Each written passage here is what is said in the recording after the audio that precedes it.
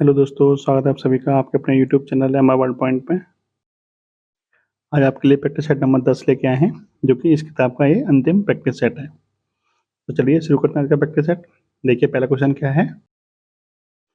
Question दिया है, किसी संख्या को 899 से भाग देने पर 63 शेष बचता है। यदि उस संख्या को हम 29 से भाग करेंगे तो शेष पर क्या बचेगा। तो देखिए आपको क्या करना है, जो शेष पर बच रहा था पहले से उसी में आप भाग कर दीजिए संख्या से।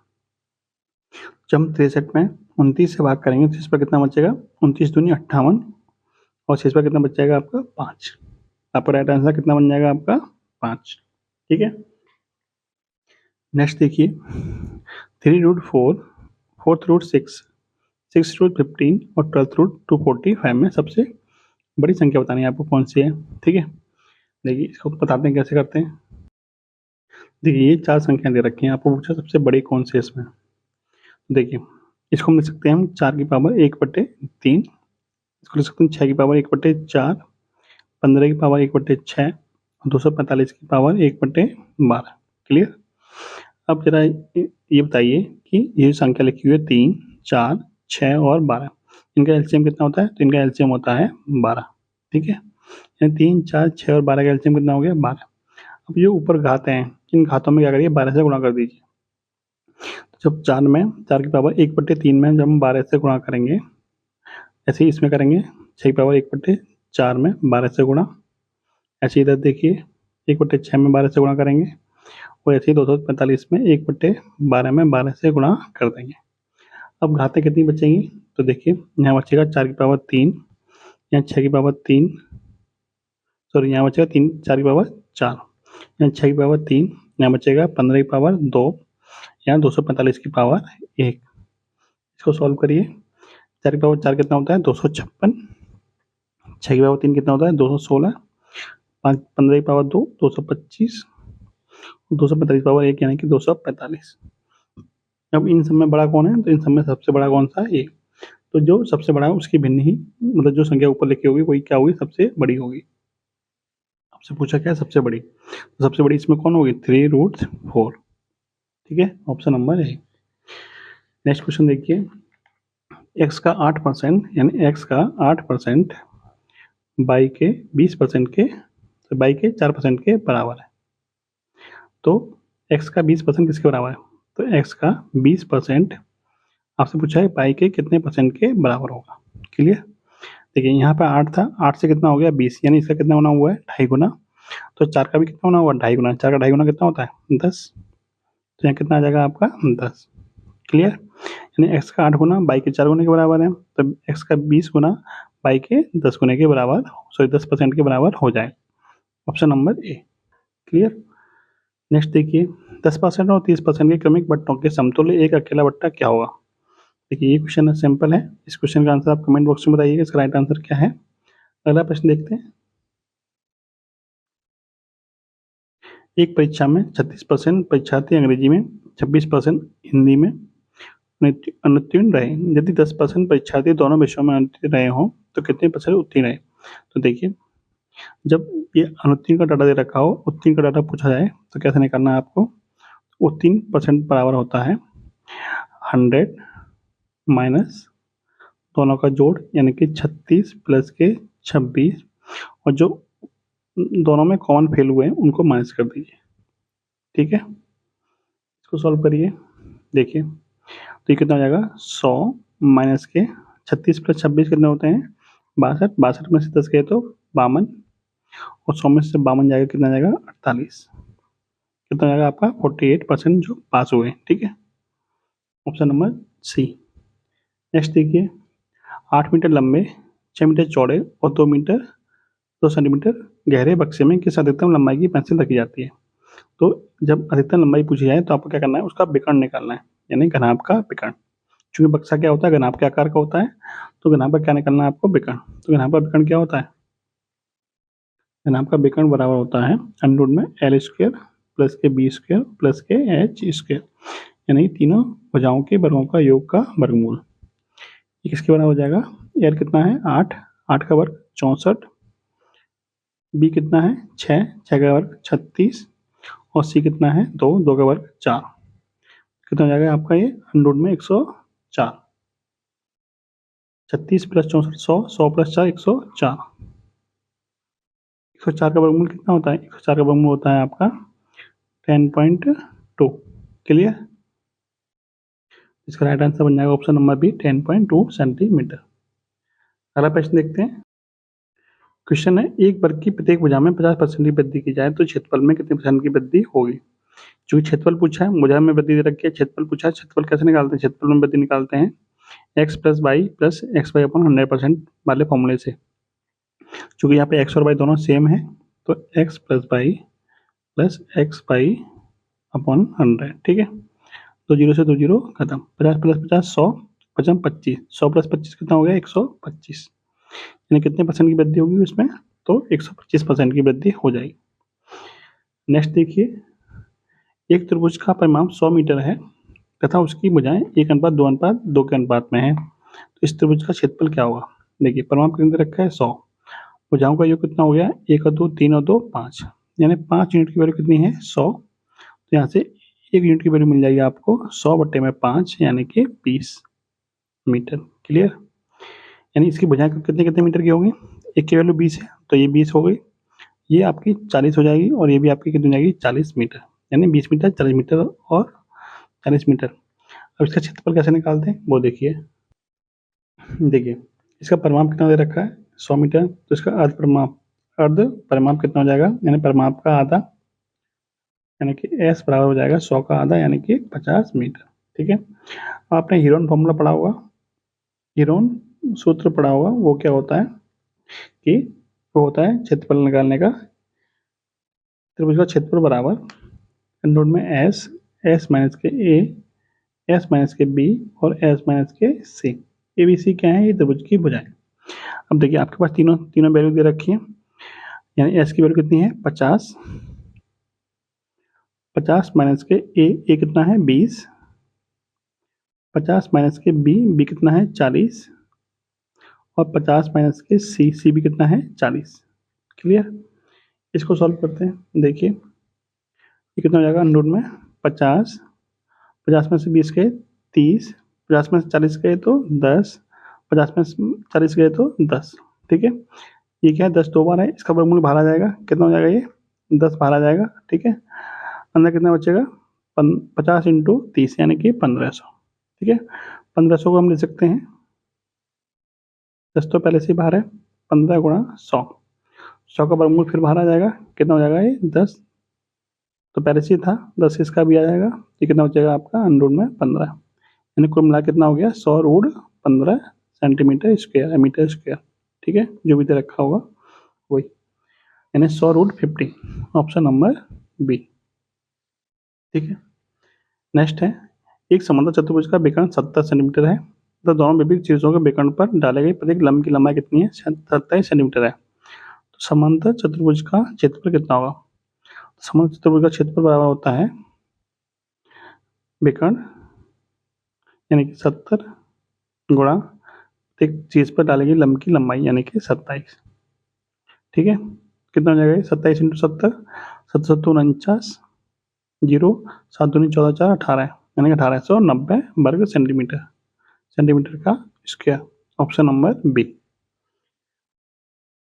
समांतर चतुर्भुज का क्षेत्रफल निकालने का फॉर्मूला क्या होता है? विकर्ण इंटू शीर्ष पर डाले गए लंब की लंबाई, यानी 70 इंटू 27।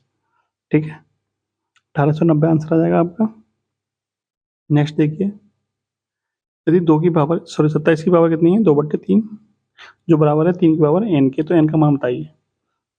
देखिए इसको, देखिए आप क्वेश्चन में दिया है 27 की पावर 2/3 जो बराबर होगा 3 की पावर n के। ठीक है, यहाँ से आपको n की वैल्यू निकालनी है।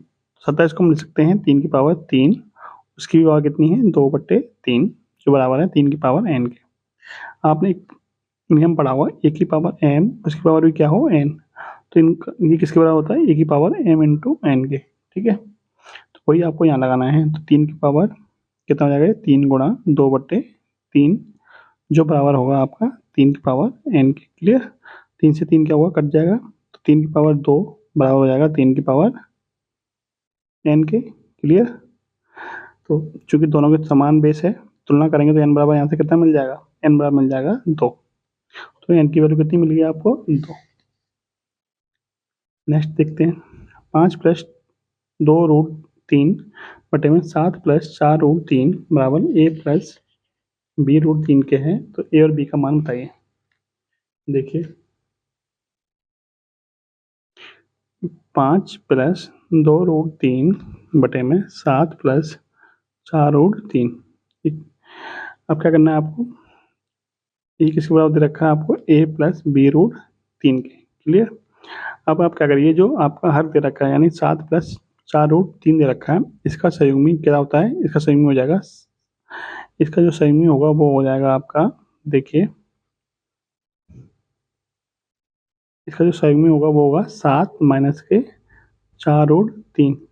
इससे क्या करिए आप ऊपर नीचे गुणा कर दीजिए। ठीक है, कर दीजिए, ऊपर नीचे गुणा कर दीजिए, 7 माइनस के 4√3। ठीक है, और जो ये आपका किसके बराबर दे रखा है, a प्लस b√3। ठीक है, ऊपर नीचे गुणा करेंगे कोई फर्क नहीं पड़ेगा, क्योंकि ये इसे कट जाएगा तो क्वेश्चन पर हमारे कोई फर्क नहीं पड़ने वाला। अब इसको सॉल्व करते हैं। जब इसका गुणा इसमें करेंगे, 7 पंजे 35, 7 दूनी 14√3, इसका गुणा करेंगे तो 4 पंजे 20√3, और इसका गुणा इसमें करेंगे तो 4 दूनी 8 या 24, यानी माइनस के 24 बटे में कितना जाएगा, a plus b into a minus के बी क्या होता है, ए स्क्वायर माइनस के बी स्क्वायर। तो 7 का वर्ग 7 में करेंगे तो 7 का वर्ग यानी कि 49, माइनस के बी स्क्वायर यानी कि 4 का वर्ग 16, 16 या 48 बराबर a प्लस b√3। क्लियर, ये क्या है आपका a है। अब देखिए 35 में से 24 कटेंगे कितना बचेगा 11, और 14 प्लस के हैं 20 माइनस के हैं तो कितना बचेगा आपका माइनस के 6√3 बटे में कितना है आपका 1 है तो उसको लिखिए मत। और ये किसके बराबर है आपका a प्लस b√3। अब क्या करेंगे, इसकी तुलना कर दीजिए। a की वैल्यू कितनी आ गई आपको, a बराबर मिल जाएगा यहाँ से 11, और b बराबर कितना मिल जाएगा आपको माइनस के 6, यानी a बराबर 11, b बराबर माइनस के 6। आपसे पूछा है कि a और b की वैल्यू कितनी होगी, तो a बराबर 11, b बराबर माइनस के 6। ऑप्शन नंबर ए आपका एकदम सही है। ठीक है, नेक्स्ट है, एक उस समय महिलाओं तथा पुरुषों का अनुपात 3:2 था। 20 और पुरुषों के आने पर इस अनुपात के पदों के क्रम में पारस्परिक परिवर्तन हो गया है। तो उस समय महिलाएं कितनी थी। देखिए पहला अनुपात कितना था, महिलाओं और पुरुषों का यानी फीमेल और मेल का जो पहले अनुपात था वो 3:2 था। फिर 2:3 कब हो गया, जब 20 पुरुष और आ गए आपके। ठीक है, 20 पुरुषों के और आने से क्या हो गया, ये अनुपात क्या हो गया आपका चेंज हो गया। यानी पहले यदि पुरुष 2 थे तो अब कितने हो गए 3। वृद्धि कितने की हुई है, 1 की वृद्धि हुई है, लेकिन एक्चुअल में कितने की वृद्धि हुई है, तो एक्चुअल में 1 यूनिट की वैल्यू है 20 के बराबर। आपसे पूछा है कि उस समय महिलाएं कितनी थी, तो 1 की वैल्यू कितनी है 20। तो देखिए थोड़ा मिस्टेक है, क्या है, इसको थोड़ा, चूंकि महिलाओं की संख्या तो सेम चेंज नहीं हुई है यानी सेम रही है, तो यहाँ पर 3 है या 2 है, तो ऐसे कैसे हो सकता है। तो महिलाओं की संख्या को आपको सेम करना पड़ेगा। सेम कैसे करेंगे, ऊपर वाली लाइन में आप 2 से गुणा कर दीजिए, और नीचे वाली लाइन में आप 3 से गुणा कर दीजिए। जब 2 से गुणा करेंगे कितना जाएगा 6, 2 दूनी 4, 3 से गुणा करेंगे 3 दूनी 6, 3 तिया 9। ठीक है, यानी ये पहले की कंडीशन और ये आपकी बाद की कंडीशन है। क्लियर, इसका मतलब अब क्या है, महिलाओं की संख्या सेम हो गई, क्योंकि महिलाओं की संख्या पहले भी जितनी थी उतनी बाद में है। चेंज किसकी संख्या हुई है, तो चेंज हुई है पुरुषों की संख्या। कितनी चेंज हुई है 20, लेकिन यूनिट में कितने चेंज हुआ है 4 से 9 हो गया। इसका मतलब 5 की वृद्धि हुई है जो कि आपके 20 के बराबर है। आपसे पूछा है कि महिलाएं कितनी थी, महिलाएं कितनी है 6 थी, 6 यूनिट थी महिलाएं। तो 5 यूनिट की वैल्यू कितनी है 20, 1 यूनिट की वैल्यू कितनी हो जाएगी 20 बटे हुए 5 यानी कि 4। तो 6 की वैल्यू कितनी हो जाएगी 4 गुणा 6 यानी कि 24, यानी उस समय महिलाएं कितनी थी, तो 24 महिलाएं थी। ठीक है, अगला प्रश्न देखिए, यदि ए स्टार बी बराबर A plus B plus A B है तो 3 स्टार 4 माइनस के 2 स्टार 3 का मान कितना होगा। देखिए 3 स्टार 4 का मतलब यानी स्टार का मतलब है पहले दोनों को जोड़िए फिर आपस में गुणा कर दीजिए। तो तीनों 4 7 प्लस 4 3 12 माइनस के, और ये हो जाएगा आपका तीनों तो 5 प्लस 6।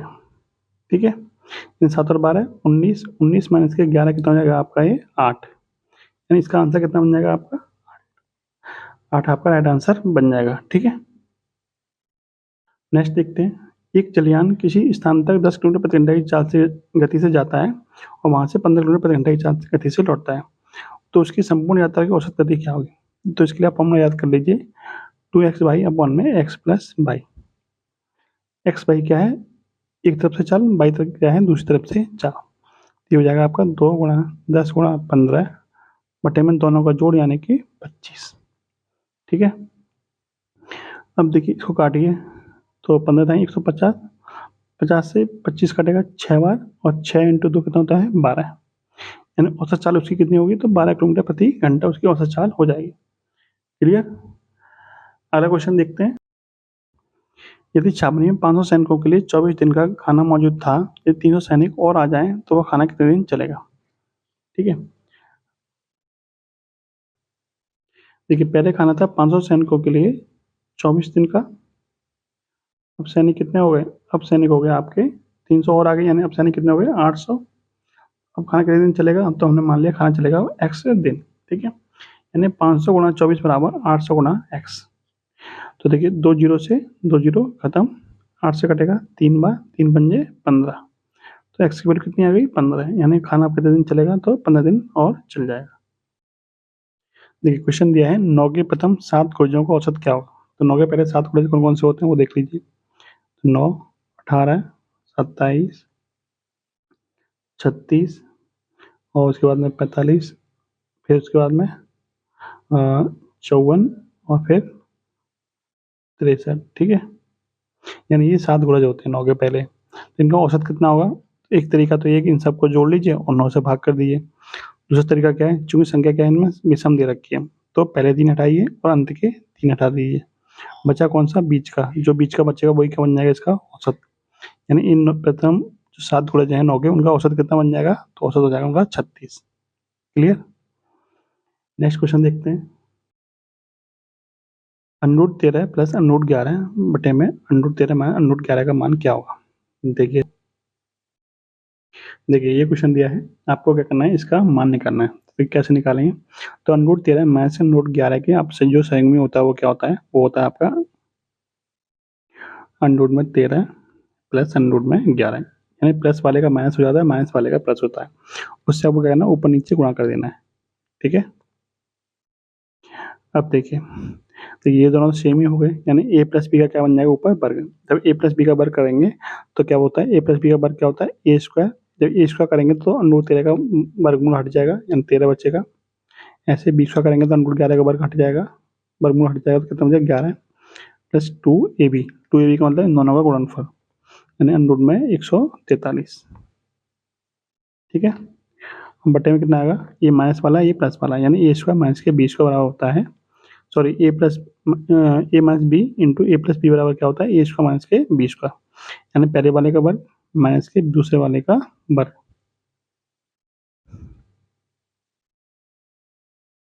यानी कि 11। ठीक है, तो देखिए ऊपर कितना बचा, तो ऊपर बचेगा 11 और 13 कितना होता है 24 प्लस 2√143 बटे में 2। अब क्या करिए, ऊपर से 2 कॉमन ले लीजिए, कितना बचेगा ऊपर 12 प्लस अंडरूट में 143 बटे में 2, 2 से 2 खत्म, कितना बच गया आपका ये 12 प्लस अंडरूट में 143। क्लियर, यानी कि ऑप्शन नंबर डी आपका एकदम सही है। नेक्स्ट देखिए क्वेश्चन दिया है 16 की पावर 5/4 का मान बताइए। देखिए 16 को हम लिख सकते हैं 2 की पावर 4, उसकी पावर भी कितनी है 5/4, इस 4 से 4 खत्म। ये वाला नियम मैंने आपको अभी ऊपर वाले सवाल में बताया था। तो कितना बचेगा 2 की पावर 5 बचेगा, 2 की पावर 5 कितना होता है 32। इस क्वेश्चन का आंसर कितना बन गया 32। और ये आज का प्रैक्टिस सेट का अंतिम क्वेश्चन है और इस किताब का भी ये अंतिम क्वेश्चन है। इस क्वेश्चन का आंसर आप कमेंट बॉक्स में बताइएगा। वीडियो आपको कैसी लगी कमेंट बॉक्स में बताना, अच्छी लगी हो तो शेयर भी कीजिए। धन्यवाद, जय हिंद भारत, जय हिंद, जय भारत।